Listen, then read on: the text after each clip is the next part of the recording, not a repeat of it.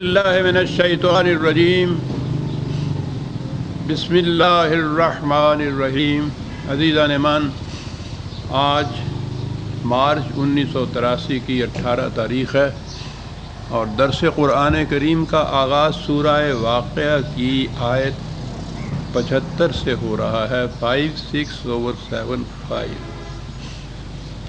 اب یہ حقیقت تو آپ کے سامنے آ چکی کہ قرآن کا بنیادی نقطہ یہ ہے کہ جو قوانین خدا کی طرف سے مقرر ہوئے ہیں وہ غیر متبدل ہیں، ابدی ہیں،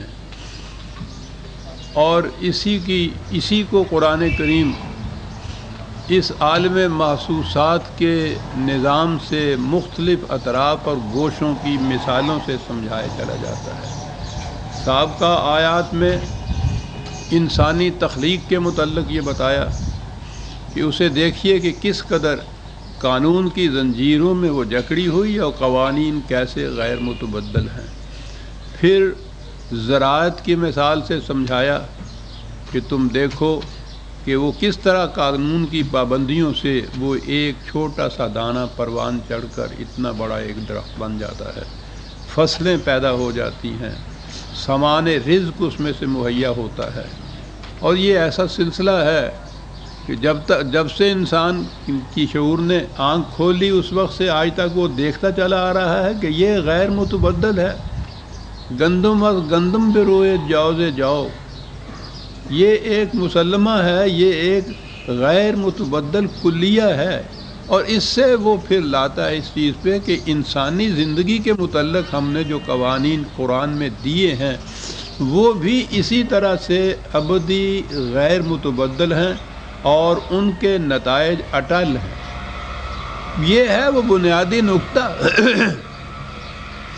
یہ ہے وہ محور جس کے گرد قرآن کی ساری تعلیم گردش کرتی ہے۔ اب اسی کو وہ اگلی آیت میں لے آیا، اور یہ وہ آیت ہے اور آیات ہیں کہ جو سورہ والنجم آپ کو معلوم ہوگا کہ جب وہ سامنے آئی تھی تو اس میں جو قرآن کریم نے یہ ستاروں کی گردش، نظام افلاق، یہ قرے عظیم الشان سورج اور چاند، ان کی مثالیں دے کے سمجھایا تھا کہ تم دیکھتے نہیں ہو کہ کس طرح وہ جزیات تک قانون کی پابندی کی گردشوں کے اندر جکڑے ہوئے ہیں۔ وہی ایک آیت یہاں آئی ہے۔ سابقہ آیات کے تسلسل میں ہی یہ بات کہی گئی کہ فلا اقسم بمواقع النجوم وانہ لقسم لو تعلمون عظیم۔ ہم شہادت میں پیش کرتے ہیں ان ستاروں کو، نظام فلکی کو، ان عظیم الجثہ کروں کو جو فضا کی پہنائیوں میں اس طرح مصروف گردش ہیں، ہم شہادت میں پیش کرتے ہیں انہیں۔ اور آگے کہا کہ اگر تم علم کی بارگاہ سے پوچھو تو وہ تمہیں بتا دیں گی کہ یہ شہادت کتنی عظیم شہادت ہے۔ پہلی چیز تو اس کے لیے بھی کہا کہ یہ علم کی ضرورت ہوگی، اور ظاہر ہے کہ یہ علم تو یہ نہیں جو 18 علوم پڑھائے جاتے ہیں آپ کے دارالعلوموں میں، جس میں یہ بات بھی سمجھ میں نہیں آ سکتی کہ یہ چاند ایک کرہ ہے جس کے اوپر انسان جا بھی سکتا ہے۔ یہاں جو علم کہا گیا ہے تو وہ تو علم الافلاق ہی مراد ہوگا نا، اس سے کہ اگر تم علم کی بارگاہ سے پوچھو تو وہ تمہیں بتائے گا کہ یہ شہادت جو ہم پیش کر رہے ہیں کتنی عظیم شہادت ہے۔ جیمز جین بتا سکے گا اس کو، ابلہ مسجد نہیں بتا سکے گا۔ وہ تو ابھی تک یہ کہہ رہا ہے کہ یہ آسمان جو ہیں اوپر تلے یہ شیشے کے ڈال ہیں بڑے بڑے 8-9، اور ان کے اندر جواہرات جڑے ہوئے ہیں جنہیں تم ستارے کہتے ہو۔ وہ کیا بتائے گا کہ یہ شہادت جو قرآن نے پیش کی ہے کتنی عظیم ہے؟ یہ تو علم الافلاق والا جاننے والا ہی سمجھ سکے گا۔ اگر تم علم کی بارگاہ سے پوچھو تو وہ بتائے گا کہ یہ شہادت جو ہم نے پیش کی ہے کتنی عظیم شہادت ہے۔ کس بات کی شہادت ہے جو پیش کی گئی ہے؟ انہ لقرآن کریم۔ دعویٰ یہ ہے کہ یہ قرآن کریم، اس کی شہادت میں پیش کیے گئے ہیں نظام اخلاقی، اور کہا یہ گیا ہے کہ اس شہادت کی عظمت کو وہی جان سکے گا جو ان علوم سے واقف ہوگا۔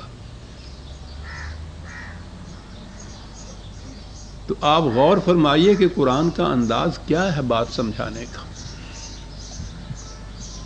یہ ہے دعویٰ کہ انہ لقرآن کریم۔ اب یہ ستارے یا جن کی شہادت پیش کی گئی ہے، ایک چیز تو واضح ہے، کوئی انسان، کوئی انسانی ذریعہ ان میں کسی قسم کی تبدیلی نہیں پیدا کر سکتا۔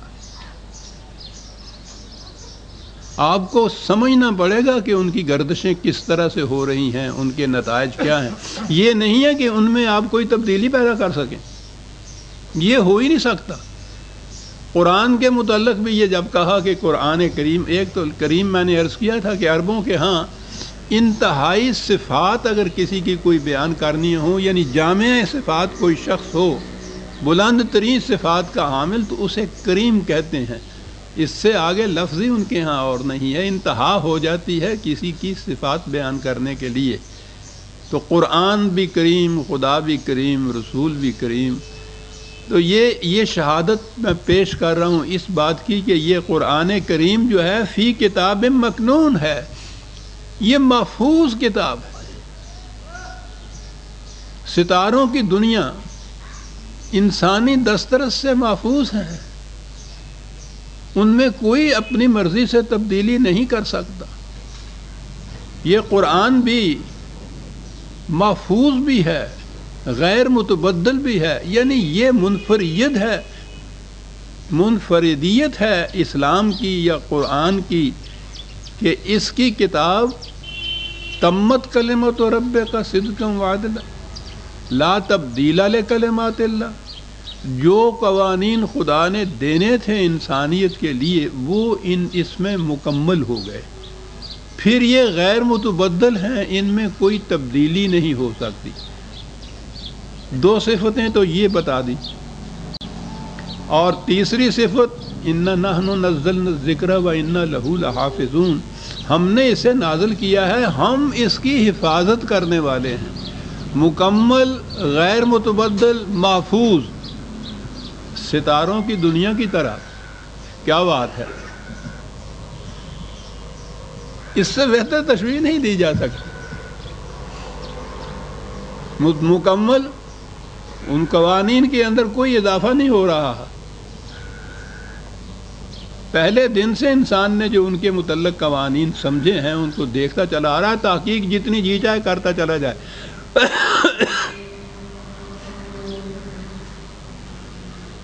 وہ ان کی نقل و حرکت میں یا جن قوانین کے تابع وہ محو گردش ہیں، ان میں انسان تبدیلی نہیں کر سکتا، کوئی تبدیلی نہیں کر سکتا۔ خدا نے بھی تبدیلی نہیں کی۔ تو پہلی چیز تو یہی ہے اس کے محفوظ ہونے کی کہ ان میں کوئی تبدیلی نہیں کر سکتا۔ قرآن کی بھی یہ صفت فی کتاب مکنون، محفوظ کتاب کے اندر ہے۔ دوسری جگہ اسی کو لوح محفوظ کہا ہے قرآن نے، یہاں کتاب مکنون کہا ہے۔ حوالہ اس کا لے لیجئے، بل ہوا قرآن مجید فی لوح محفوظ، لفظ محفوظ یہاں، وہاں مکنون ہے، بات ایک ہی ہوتی ہے۔ لوح محفوظ، یہ ہے 85/21-22۔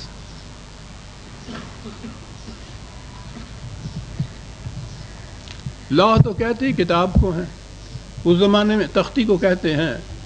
اس زمانے میں تو تختیوں کے اوپر ہی لکھا جاتا تھا یہ، بلکہ بعض اوقات تو یہ خشک مٹی کو پکا کر اس کی پکی ہوئی ٹیبلٹس جو ہوتی تھیں، تختیاں، ان پہ لکھتے تھے۔ یہ میسوپوٹیمیا، بائبل نانوا وغیرہ کی کھدائیوں میں جو آثار قدیمہ برآمد ہوئے ہیں ان میں وہ ٹیبلٹس برآمد ہوئی ہیں، اور قرآن میں ہے الواح موسیٰ علیہ السلام۔ تو اس کے بعد پھر یہ جس چیز پہ بھی کوئی چیز لکھی جائے اس کو پھر لوح کہنے شروع کرتا ہے۔ یہ بچوں کی تختی کو لوح کہتے ہیں، یہ لوح کتاب کو کہتے ہیں۔ اصل میں تو اس کے معنی ہوتے ہیں کوئی چیز جو چمک اٹھے۔ تو